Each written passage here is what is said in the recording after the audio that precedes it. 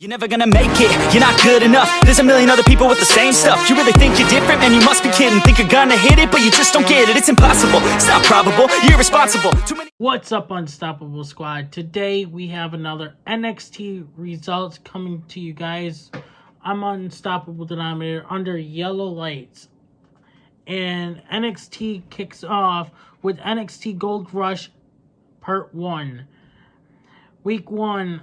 The June 20th edition would feature a pair of major championship clashes, as well as rivals fighting for their own future opportunity at Gold. Braun Breaker called his shot, challenging Seth freaking Rollins for the WWE World Heavyweight Championship after a brutal brawl with Finn Bálor on Monday Night Raw. Was the Visionary up to defending his title against the young upstart? Wes Lee has set the record for the most successful defenses of the NXT North American Championship, but his next challenge, former two-time NXT UK champion Tyler Bate, might be his toughest. How would special guest referee Mustafa Ali play a role into this? Carmelo Hayes and Baron Corbin come face to face, and Duke Hudson held a prep rally for Thai Hale ahead of her match with Tiffany Stratton next week. Who would come out of these segments more ready than for their title matches? The top tag teams in NXT fought for a shot at Gallows next week. Dana Brooke wanted to rewrite her story by defeating Cora Jade in NXT. Who would emerge with future momentum?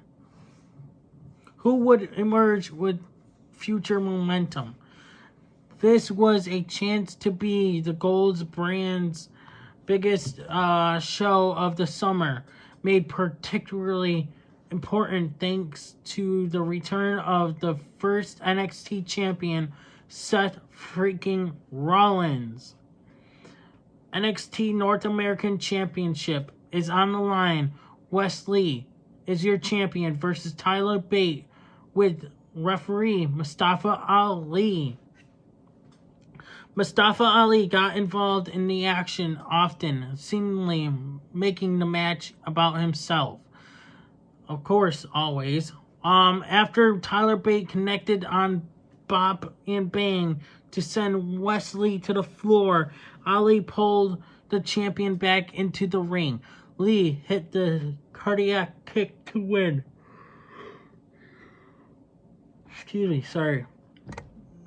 While it was fun to have Ali's antics as referee, he did take away from the action in moments.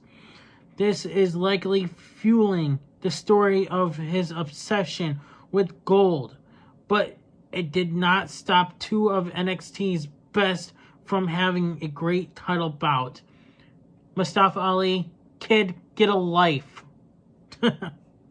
In particular, the pacing of this contest was sloppy. Both men would go down in moments just to let Ali play to the crowd, of course. This led to a 13-minute match that felt like it needed a lot more time to reach top gear. Still, the two men did their best with the story and continued one of NXT's most compelling angles. This is far from the end of these three results. Lee defeats Bate by pinfall to retain the North American Championship of NXT. Grade B-. Ali pulled out 2 fast counts to start the match, and then a slow count, causing both Lee and Bate to look at him with skepticism. Beat ducked in the cardiac kick and hit a rebound clothesline for a near fall. NXT showed a colorful vintage to highlight Gigi. God dang it, Gigi Dolan's art. Kiana James responded with a mocking interview. Thea Hale makes Tiffany Stratton tap out at her prep rally. Of course, why not? Duke Hudson gave Thea Hale a big introduction as Chase U came out to celebrate with her. However, Drew Gulak and Charlie Dempsey stood miserably on the side. Tiffany Stratton mocked the whole prep rally, but she got too close to Hale, who made her tap out to Kimura Lock. NXT has set up Hale as the ultimate underdog against the NXT Women's Champion. She will be a severe disadvantage, but the image of Stratton tapping out to the Kimura Lock gives Chase U some hope. Even if the results of this match is inevitable, NXT has done a lot of good work in the short time to sell Hale as a viable challenger. Hopefully she'll have the match of her career next week against the center of the universe. Grade B. Next we have NXT showed a colorful vintage of the highlight of Gigi Dolan's art. Yeah, you already said that. Joe Gacy promised to re-elevate after another loss. As SCISM found common ground again, Diamond Mine watched the talk and promised to boot them from NXT. Backstage, Lyra Valkyrie warned JC Jane about talking smack about her. Okay? Number one contender. Here's the thing is, what was the smack talk? Gotta tell us what the smack talk was about. Number one contender, Jensen and Briggs versus Hank and Tank. Okay. Versus Enoff and Blade. After taking out Hank Walker, Josh Briggs and Brooks Jensen hit Tank Legger with a heart attack. Edris Enoff broke up the pinfall. Malik Blade then hit Tank with a frog splash to take the surprise victory. This was a chaotic sprint, which made it fun. It could have used a few extra minutes as the ending felt abrupt. But everyone brought their best to make the most of the spotlight. Blade and Enoff are good stopgap challengers to Gallus until the family is back together. However, they have little chance of winning. Hopefully, NXT has more plans to rebuild Blade and Enoff soon, as they have lost too much momentum recently.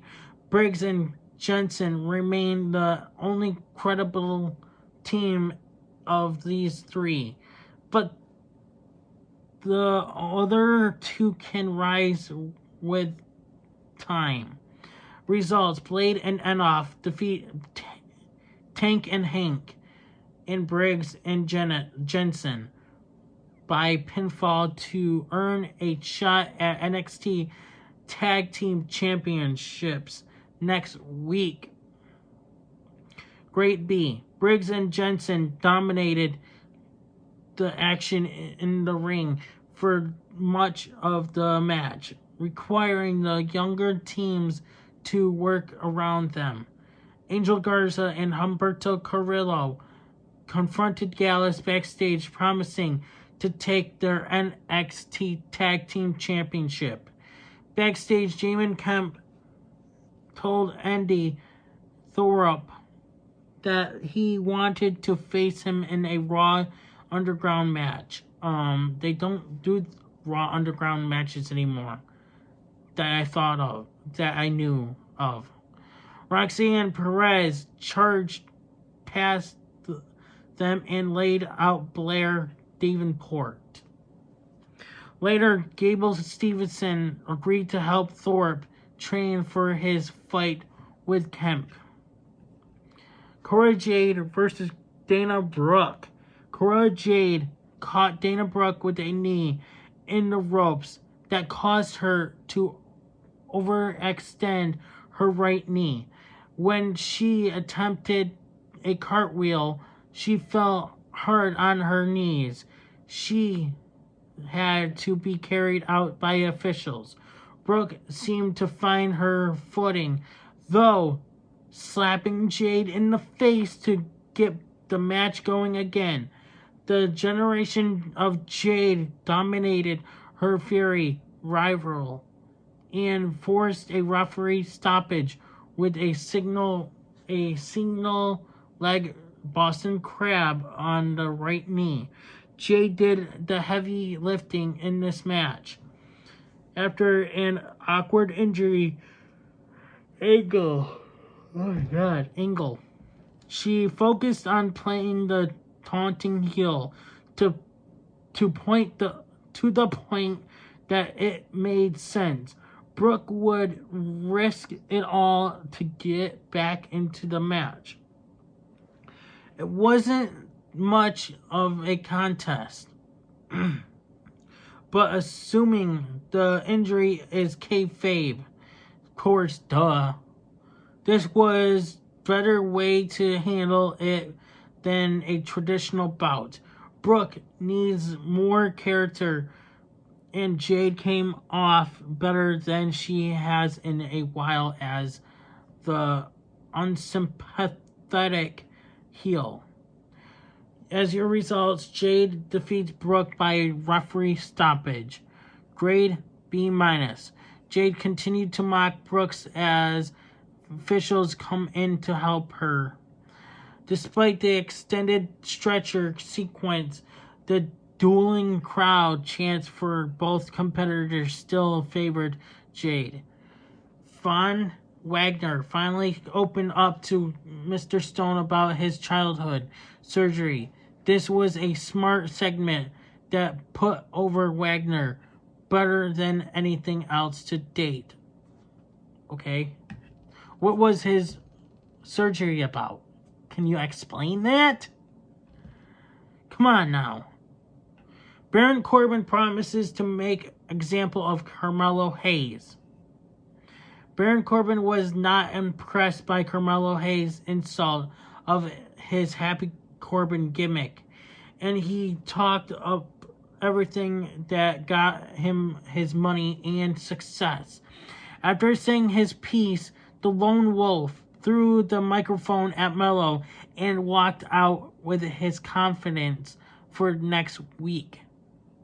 After 2 weeks of unimpressive matches, Corbin needed this moment. He won this round with a cold, confident promo, refusing to give into any taunts and about his history. Hayes sold it well, making his rival look more dangerous than he has in a long time. The match needs to live up to the promo, but it set a strong expectation for the main event next week. Grade A. In a private locker room, Seth Rollins told Nathan Frazier he was proud of him. He then met Melo and Trick, warning them to be careful against Corbin. Corbin ended his speech calling Melo insignificant with a tone so serious that it generally cut deep. Lash Legend and Jakara Jackson versus Valentina Feroz and Hulis Leon. After a distraction from Arrow Mensah and Jakara Jackson outside left, Hulis Leon laid out. Lash Legend got the win on Valentina Feroz with a big boot. This was a solid squash match introduction for the new team of Legend and Jackson. The two have some chemistry, and the latter especially showed out in the ring with her time. Metaphor needed this win to start rebuilding momentum. With the Nomadar hurt and Or Mensah lacking credibility, the women will have to take over their division to make the stable stand out. Result: Legend and Jackson defeat Fraser and Leon by pinfall. Grade C+. Before the match, Dragon Lee talked up Leon and Fraser. Nathan Fraser arrived to give Dragon the first shot at the NXT Heritage Cup next week. Okay, cool. Elektra Lopez and Lola Vice arrived to watch closely. Channing Stacks, Lorenzo caught Joe Coffey in the parking lot and threw him into his car trunk, driving off with the Gallus leader. Next, we have WWE's World Heavyweight Championship. Seth Rollins as your champion versus Braun Breaker for your main event.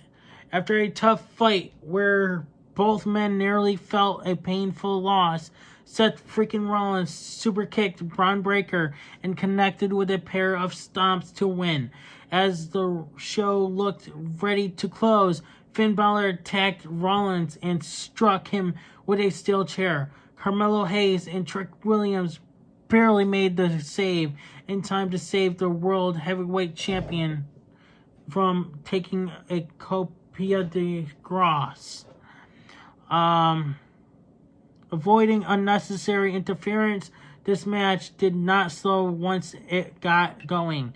The first 10 minutes could have moved faster, but the final 5 made up for it with a great showcase of what Breaker can do in big matches. It was the best. It was the best the former NXT champion has looked in a long time. In a very traditional WWE main event, they traded big moves, and Breaker nearly got the win off a spear and military press slam. However, it was not quite enough. It is a shame after putting over the abilities of the challenger that he was shoved aside for Rollins' next opponent.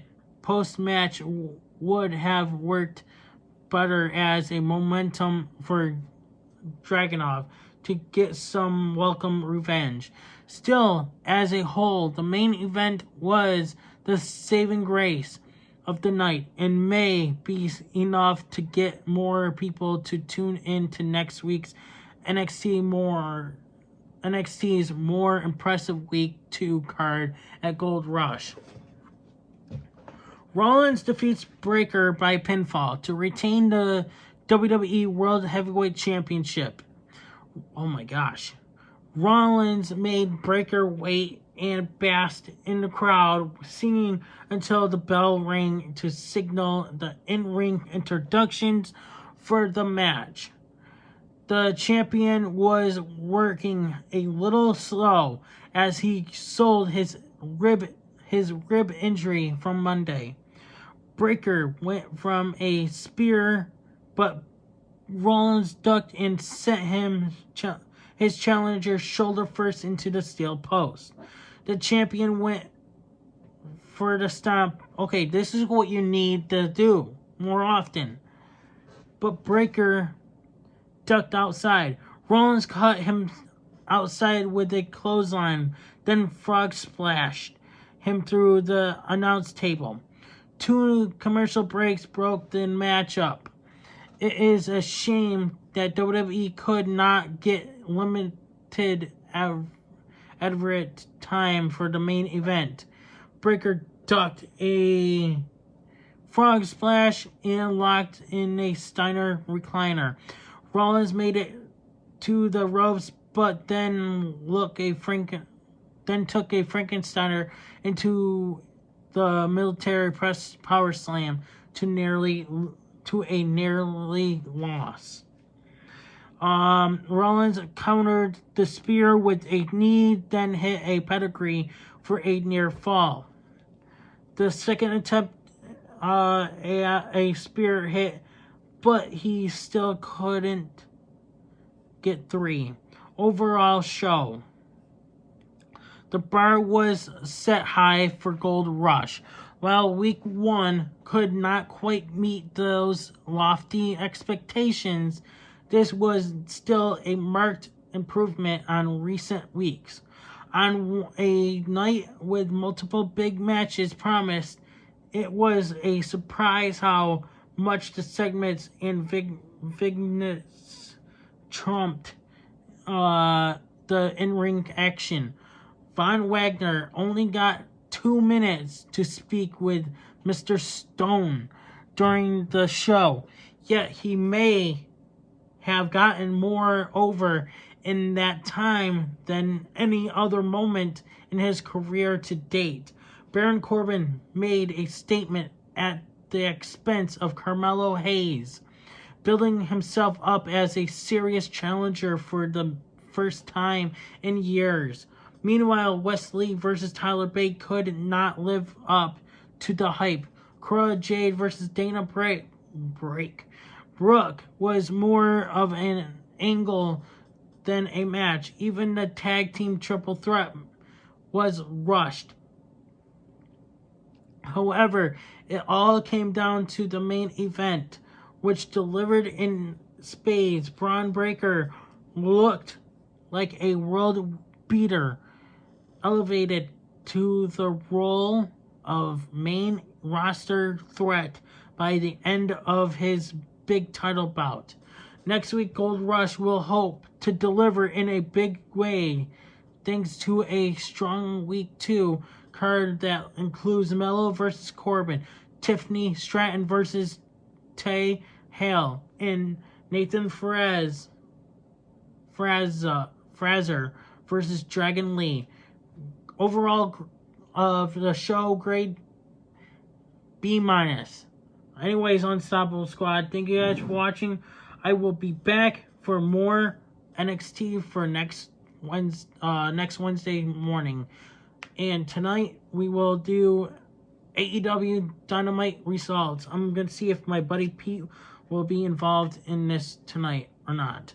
Anyways, Unstoppable Squad, thank you guys for watching. Like, share, comment, and subscribe to become to be part of the Unstoppable Squad, and want to see more results and much more that's coming to this channel.